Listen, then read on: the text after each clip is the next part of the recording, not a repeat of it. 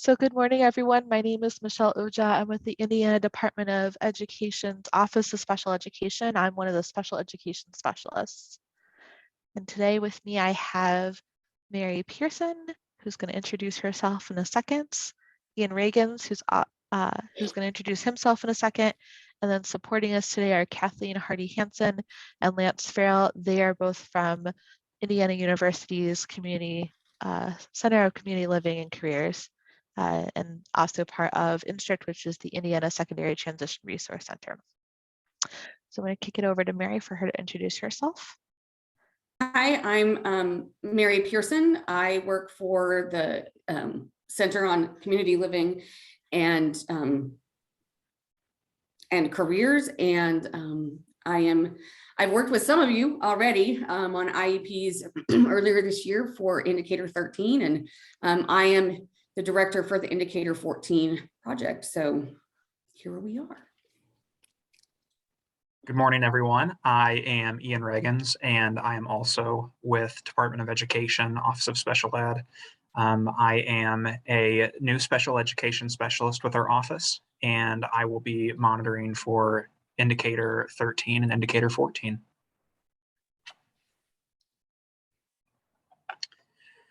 And this morning, we are going to be going over current trends in post-school outcomes and what needs to be updated in IEP before a student exits. And then we're also going to be talking about the What's Next newsletter and why students should be signing up for that.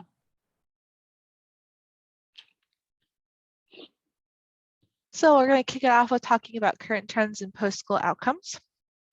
So this first graph is talking about the number of respondents we've had in 2019 and 2020. And the reason why we're highlighting these 2 years is because those are the 2 years that INSTRICT has been doing the survey for us. Before that, we were working with a different vendor to do the survey. And when we were working with that different vendor, they were doing the survey differently than how they do it today. So I'm going to focus on what we do today rather than what we did in the past, because that's what's the most important.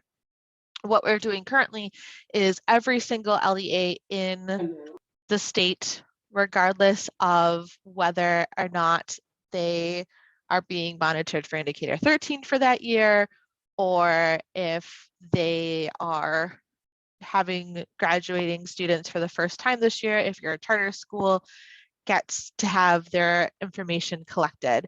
And so what we're trying to do is have all 409 LEAs that have students who have graduated or exited from high school. There are some charter schools that are only elementary, so it's going to be less than 409 LEAs total. But we're trying to get a majority of you to have response rate information. This is what our last 2 years of data show. So 2019 is in blue and 2020 is in red. And what we can see is that measure A decreased, and measure A is students who were enrolled in post-secondary education, either a 2-year or 4-year university for at least one semester. And so that went down slightly from 2019 to 2020, which makes sense because, well, the pandemic hit and virtual learning was something that not just our K through 12 school students experienced, but our students who had recently exited experienced too. And while post-higher education, post-secondary education, when it comes to 2 years and 4-year universities, has been turning downwards over the last several years, the pandemic exacerbated this. So that going down was not an area of a lot of concern because measure B and measure C increased, as you can see by this chart. And so measure B takes the number of students who are participating in either a 2-year or 4-year institution, college or university. I'm going to say all sorts of funny words this morning and tie myself in the process, so I apologize for that. Combine that with those students who have competitive integrated employment, so they are working alongside peers without disabilities and they are competitively employed, which means they are earning at least equal pay to that as the people with them who do not have disabilities. competitive, meaning that they have the opportunity to advance in the career that they are currently in, and they're employed for at least 20 hours per week, so at least part-time. So that's measure B. And as you can see, it increased from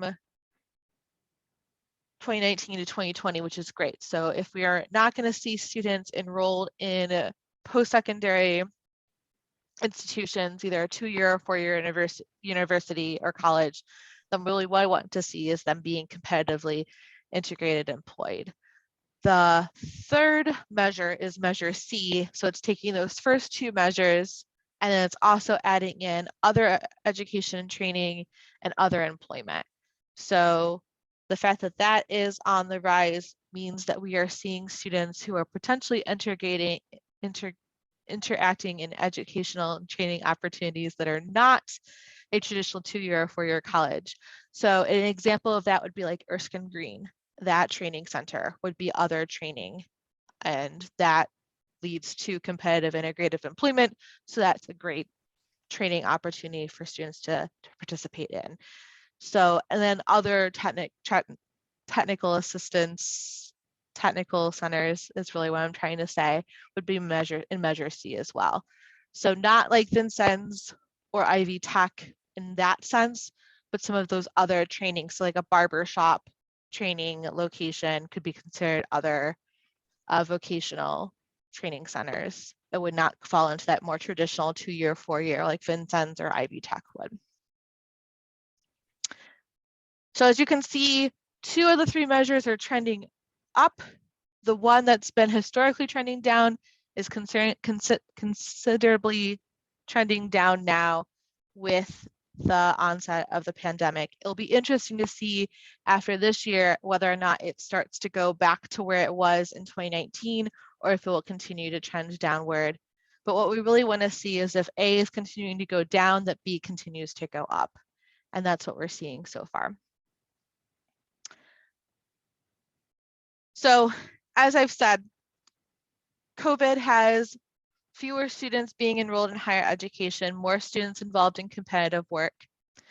From the 2020 leavers, things that we took away were that students are having a difficult time with higher education, which is part of why measure A is trending down historically.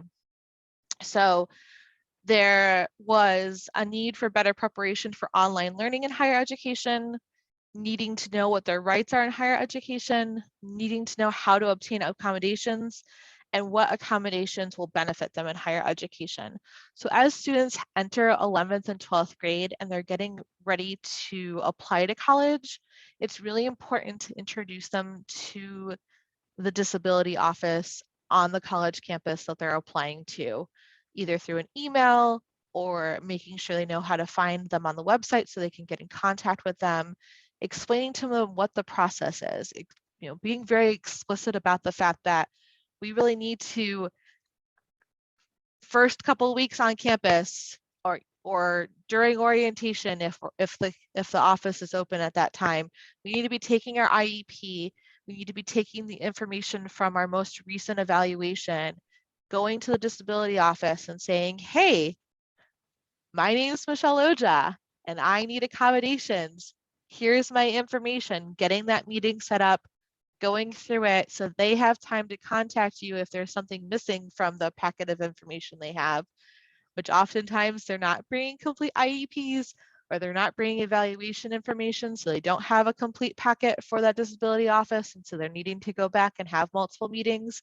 So if we can educate about what they need to include and what they need to make sure they have on hand when they're going to that meeting, and then also talking to them about what accommodations they have and how they're using it in the classroom, because the disability office isn't going to just look at that accommodations list and just give it to them all the things that they are currently receiving.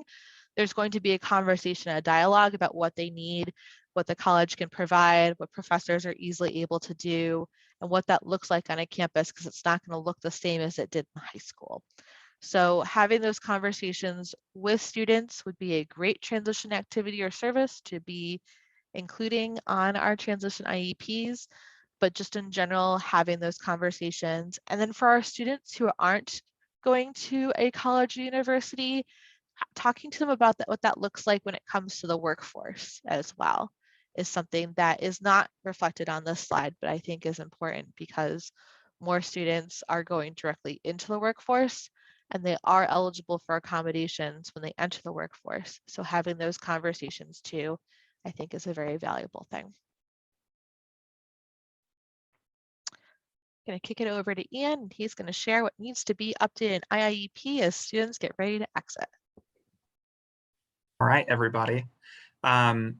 So things that we are going to be looking for on IIEP would be, in particular, student information.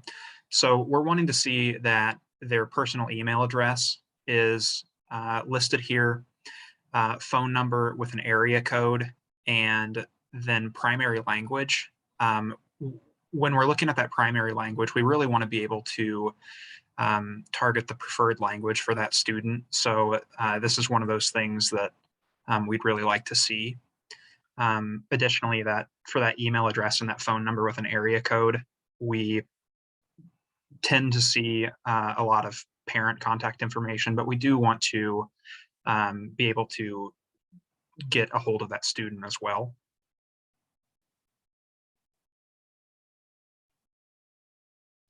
And then we also would like to get updated family information. So like I just said, parental email addresses, phone number with an area code, the physical address with city, state, and zip code for where they're living right now. And if you know that a student has moved, try and get that information updated as quickly as possible in the system. We don't want to be sending something somewhere that is not actually going to reach that person. And then again, primary language. We really want to make sure that we're targeting that preferred language for the family. And additionally, the more information that we've got, the better in this section. It's the better info that we're able to gather.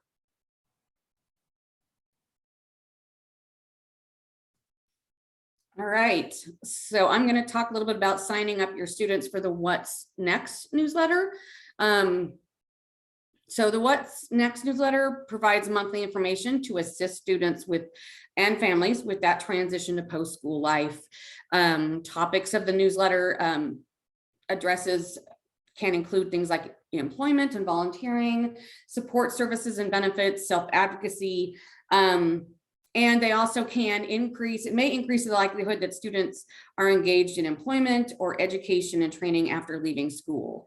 So, and signing up also helps us to be able to contact the students, match up that contact information and so forth. So it's very helpful for indicator 14 for students to be connected with the What's Next newsletter as well.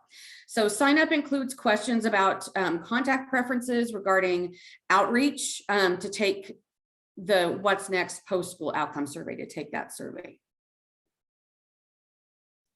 And yes, I saw the question in the chat. Yes, we will be giving the link in the chat. It's actually right in there right now. So how to sign up for that newsletter: students in their final 2 years of high school should receive an indicator 14 letter. And in the indicator 14 letter is a QR code. When the students scan the code, they are taken to the website where they can sign up for the newsletter. The website is also listed in the text of the letter. And it's helpful if you can help students with this process. That would be wonderful.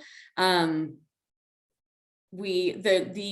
amount of students receiving the What's Next newsletter has been only increasing, and we have received, good feedback from families and from students. So it's beneficial in many, many ways, but it also helps us make sure that we can stay in contact with them.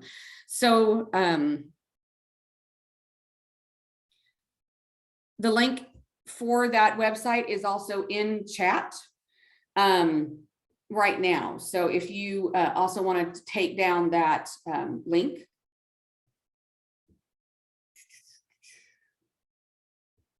And sorry, I'm going to read what else was just put in chat as well.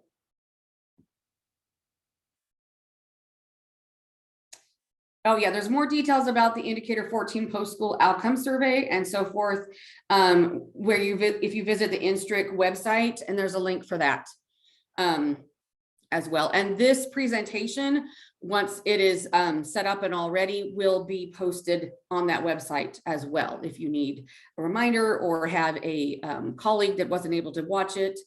And yes, they can have it mailed or emailed to them. And we also do it, well, this time there's Spanish and English versions, both online as well as can be mailed.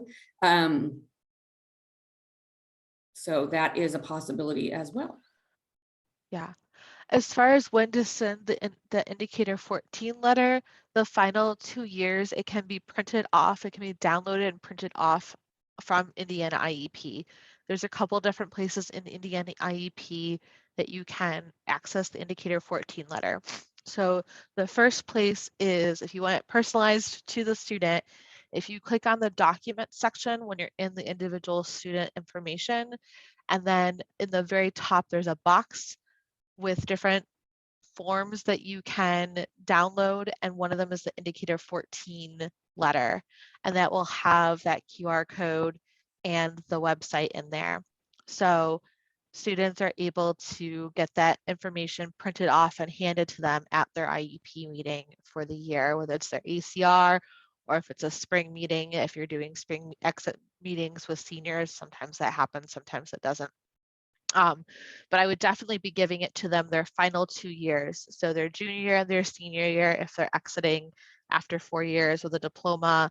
If they're going to stay through 22, you might hold off and wait until they're closer to exit to start giving it to them. For who should sign up for the newsletter, it's really geared for students who have exited from high school. So the earliest I'd have them sign up for the newsletter is their final 2 years of high school. So if they're a junior, it'll be good for them. That's why giving the Indicator 14 letter at that time is important. And then I'm just scrolling through. So yeah, their last 2 years of high school and or those post-secondary years, if they go till 22. The newsletter comes out monthly. Yep. Yep. And there is a benefit to students who are on certificate of completion. In fact, if you go into the archive of What's Next newsletter that have come out in the past, there was information in the November and December newsletters this year that were particularly targeted towards students earning a certificate of completion. So it's not just for students earning a diploma, it's for all students who are leaving high school, regardless if they have a diploma or they're earning a certificate of completion.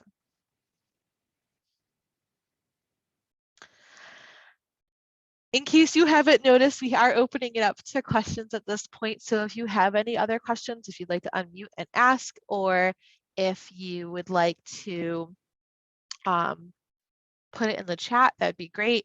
Teachers are welcome to sign up for the newsletter. In fact, I'm signed up for the newsletter so that I can get the information coming each month. Sometimes I'll pull things from the newsletter and post it to Moodle as well. So I highly recommend that teachers sign up for it. Just like you should be signed up for Tuesday's tips, I'd also recommend signing up for this What's Next newsletter. Might find some future ideas for transition services and activities by signing up for the newsletter, in addition to Tuesday's tips. Cool. Yeah, and do feel free to let families know that they can get it mailed or emailed, and that we do have Spanish as well as English. So teachers sign up for the newsletter the same way that students sign up for the newsletter. When you click on the link that has been shared in chat, it will prompt you to say whether you're a teacher or a student. If you're a teacher, then you'll go down one path to sign up for the newsletter. If you're a student, it will ask you some information so that the newsletter can be able to be used as a way to get in contact with them to complete the survey in the future. Michelle, I've got a question. Yeah, Tanya.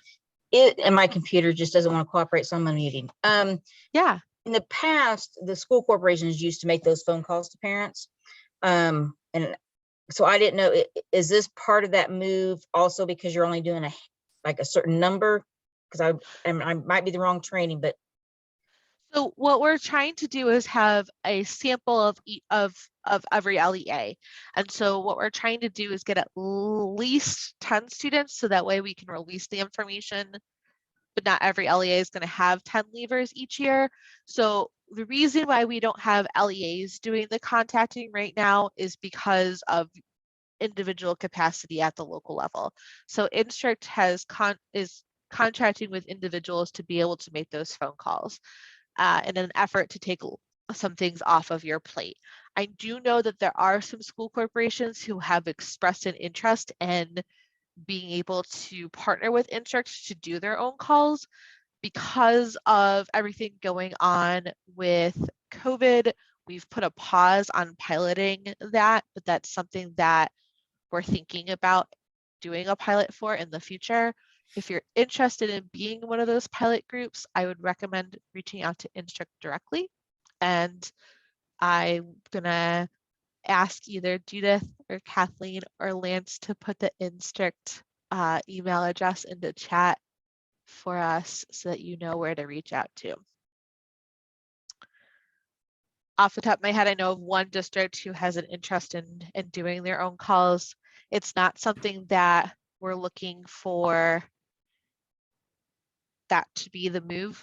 We're looking for it to stay with Instruct as the main people doing the calls, because we're trying to not have it be on your plate. So this recording of this training today is going to be available on the Instruct website. The link, it was posted by Lance a little while ago, and then it's also going to be posted to Moodle. It's going to take a minute. We want to add closed captioning to it to make sure that everyone's able to enjoy it. So it won't be up right away, but hopefully in the next couple of weeks, depending on how quickly it takes us to get things closed captioned. Great questions, just a everybody. follow-up question, if I could. When the phone calls are being made, because I'm thinking like a lot of our parents don't answer phones unless they know who's calling. Mhm. So when they're being called, does it show up as Instruct? Does it show up as IU? It does. It shows up as Indiana University, so they can tell that it's coming from the state of Indiana. That was one of the problems we had with the previous vendor, is that they were not in the state of Indiana, and so oftentimes people would ignore the phone calls because they were like, this has got to be spam. It's coming from this random area code that I don't recognize.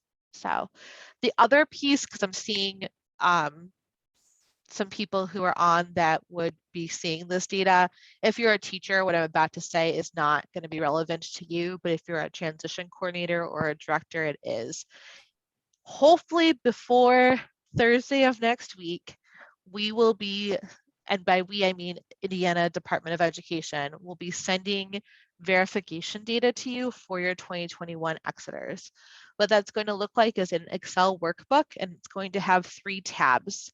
They're going to have contact information and all the data that we have said that we would like to see in Indiana IEP today included in those tabs, and there'll be directions in the email for what to do to verify that data.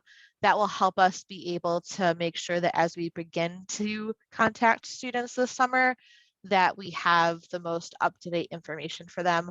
Also, in the unfortunate event that a student has passed away, if you're aware of that, and you can update that data for us, so that way we're not contacting the families and causing them frustration and sadness.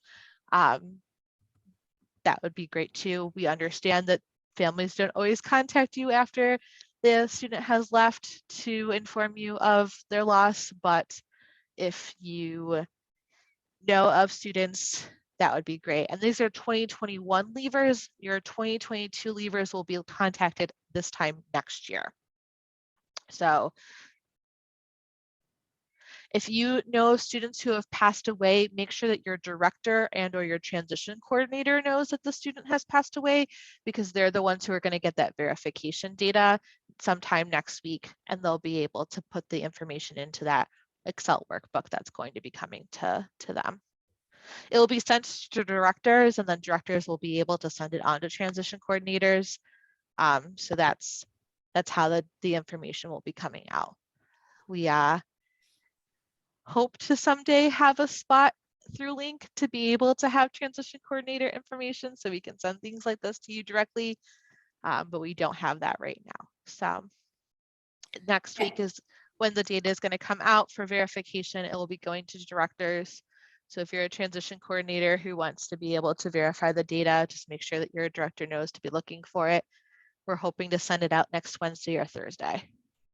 If you don't see it by next Wednesday or Thursday, it's delayed and it won't be coming out to the following week because Brandon is off on Friday and he's key to sending this out. So one other piece of information that you can let parents know as well at those, if needed, as well as students at the exit meetings and so forth, if that's when you're having them sign up for the What's Next newsletter, letting them know about the survey as well. They can get it on paper. We can mail it. We have emailed, I believe, as well. So there are different versions for that, but we can also just do it over the phone.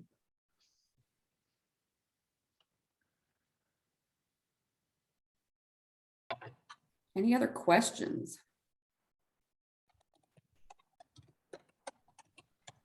Okay, so we do have a survey that we really would like you to complete, and you will get a certificate for your PD points and so forth for viewing this. So the link should be going up in chat.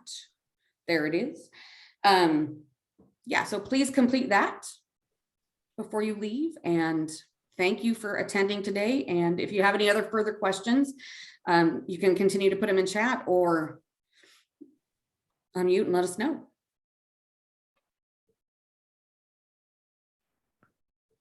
Otherwise, after you've completed the survey to be able to earn your PGP points and just let us know how we did today, you're welcome to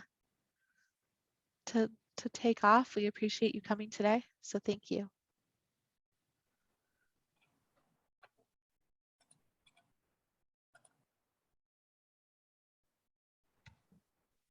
There, this is Judith. I wanted to address the question about where this will be posted. I'll be honest, right now, we don't have an exact location right now for which page we're going to post this on. Our What's Next page is kind of busy right now.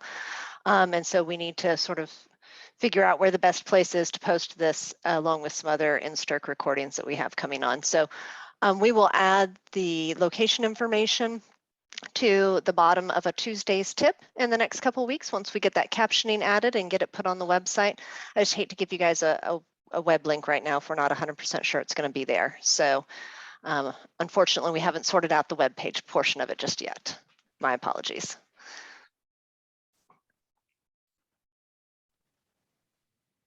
Can the What's Next invite, indicator letter, and IIEP be printed off without going to an individual student's document? It can. So if you're on the main page of IIEP, it's available at the documents at the very bottom of the page.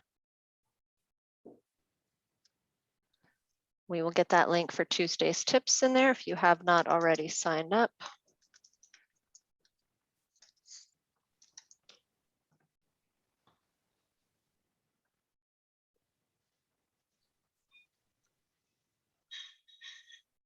So just to repeat, the recording, this has been recorded today. It's going to get closed captioning adding to it. So it's going to take a minute. And then once that closed captioning has been added, it will be in a future Tuesday's tip. It will also be posted to Moodle. So make sure you signed up for Tuesday's tips. There's a lot of valuable information in that, but also know that Moodle will also have the post included as well. And that link for Tuesday tips, to sign up for Tuesday tips, is in chat now. Yes.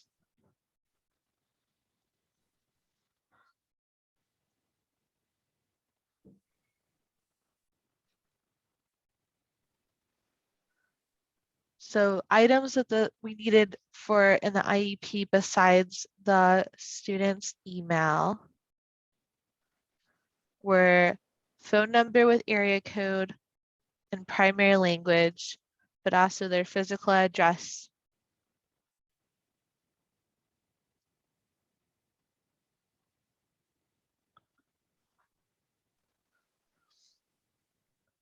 So everything that's listed here for family information, if you have it for the student as well, it'd be great. Hey, Michelle, this is Lisa. Hey, Lisa.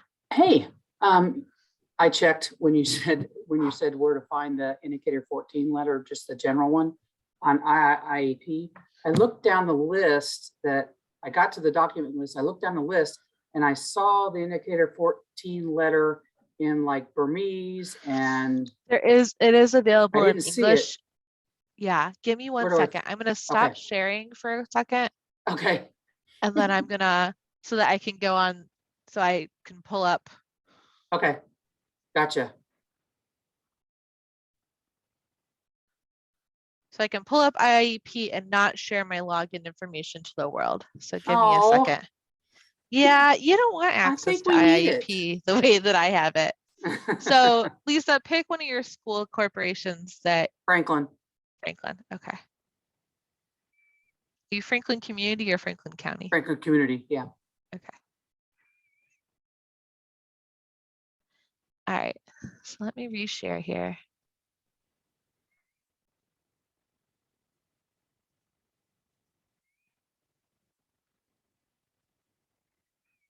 All right. Yeah, you told me how to do something and I had to, Yeah. check and see if I really knew how to do it. Absolutely. So this is what your view of Indiana IEP should theoretically look like. This is after you've gone in and logged in and all Right, that jazz. right. So I'm on the main menu right now. And if I scroll to the very bottom of it, there's a document section and there's a tab that says IDOE. Yep, clicked So on you that. click on that tab. There's all these notice of procedural safeguards and all these different letters. Right. And then there is, See, I saw the ones. it's For been the- taken off. Okay, That's I saw the super- Spanish. Oh and the no, here it Burmese. is. there. It's It's no, there. it's the one that says screen reader accessible Oh, English okay. indicator 14 letter. Yeah, That's I didn't, there it is. I was looking for, just like the Burmese and Spanish, I was looking Yep. for the words indicator It 14 first. it was written a little bit differently, Lisa, but yeah, Okay, the one that says okay. screen reader accessible English is Gotcha. the one that, Okay. And yes, I see it now in mine too. Okay, all right, thank you. perfect. Yep. So I'm going to do that one more time for those people who might have missed the beginning of that. So I'm on my main menu page of Indiana IEP, and I'm at the very, very top. If I scroll all the way to the bottom, there's this document section at the bottom, and then there's this IDOE tab. If I scroll down on the IDOE tab, there are 3 different versions of the indicator 14 letter available. The first one says screen reader accessible English. That's the English version. It's also got a screen reader availability for those students who and families who might need to have a screen reader. Then there's indicator 14 letter to families that's in Burmese, and then there's an indicator letter that's in Spanish. You can also access this by going into the students document section. If you go into the students document section and access it that way, then it's personalized to the student. So if you want a general letter, then going to the main menu is fine. If you want a non-personalized, then what I just showed you works as well. And I got another- unfortunately, I can't change how it's been inputted into the system at this point because without having to repost it, and then it would be separated from all the other ones and would be more confusing. So it has English in parentheses.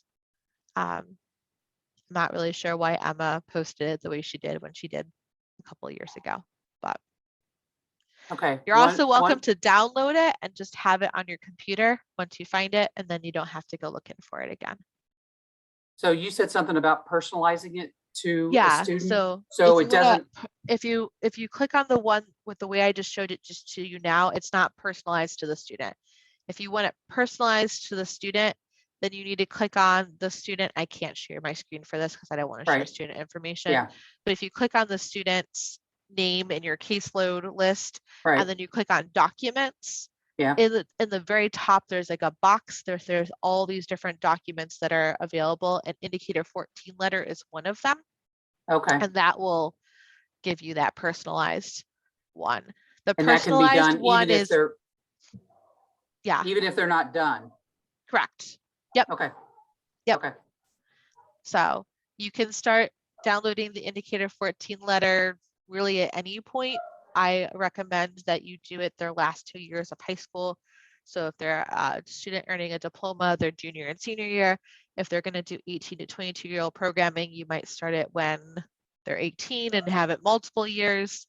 It really kind of depends on the student when they're doing 18 to 22-year-old programming or they're a certificate of completion student. Okay. So Perfect. Thank you. great question, Lisa.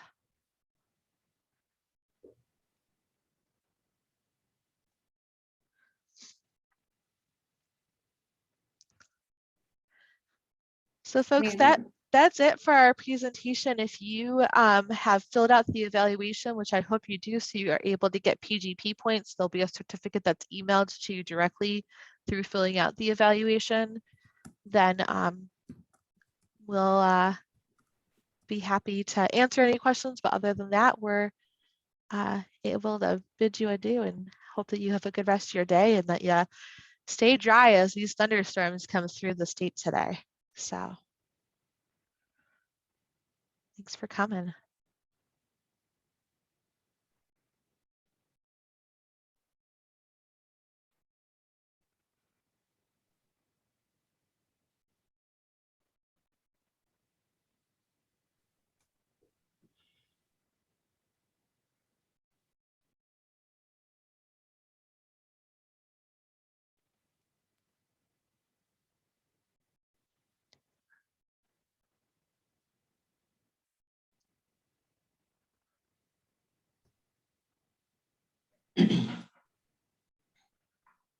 I'm still on, Michelle. It's Tammy. Yes, just giving people a minute to exit. Yeah, We might have them move to the waiting room in a second here.